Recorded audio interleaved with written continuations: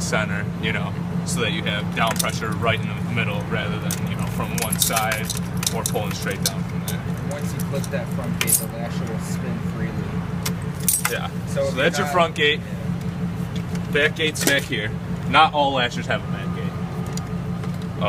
Most lashers don't, actually. This is the only one I think in our company that has a back gate. Back gate's adjustable.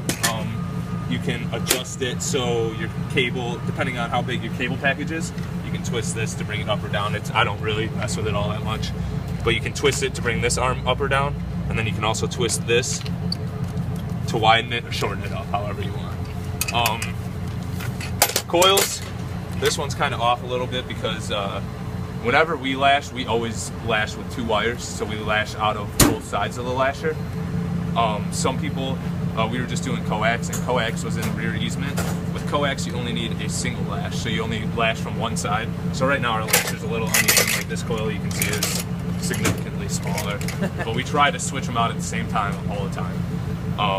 And we'll show, I can probably show you after we get a couple spans done how to switch those out, or frankly can. Then this is just your channel. That's what sits on the strand. These are your wheels, your rollers. So when you go to toss the lasher up on the strand, you're going to want to toss it up there. Make sure that these rollers are on the strand. If they're not on the strand, when you go to pull the lasher, it'll cockeye it and it won't spin right. So basically, when you're setting up the lasher, you know you'll go set it up. Once you're done getting around your bug nut and everything, you know I'll go over that when we go up there. But once you get around your bug nut and everything, you'll close this gate. When you close that gate, that initiates the gears to start spinning.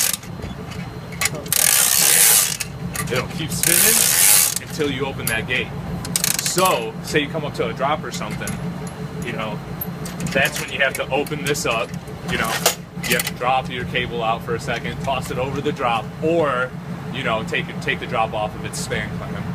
Then you close the gate back up, then you gotta keep spinning, you know what I mean? So anytime you wanna take it off, you gotta open that gate just so that you can make it so that it frees up in that channel, you know, so you can drop whatever out.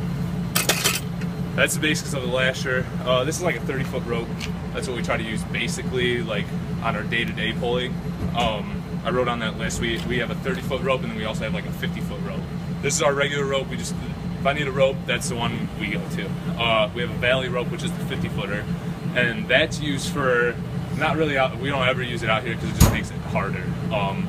But the valley rope is more for, you know, when you're working with trees or if you're working out in the country and you need to get that down pressure and you can't get right under the strand because there's an obstruction in your way. So that's what that valley rope is for. And then I also wrote on that list a smaller rope, and what I meant by that was a throwing rope. That's an even further down the line. Basically, that's when you're like jigging out cable through treed out areas. You'll throw that through, then you'll hook your fiber to it or your rope or whatever. You'll pull it through, you know, so you can get it through your trees. It's just so you can get the right alignment. I mean, that's basically it for down here.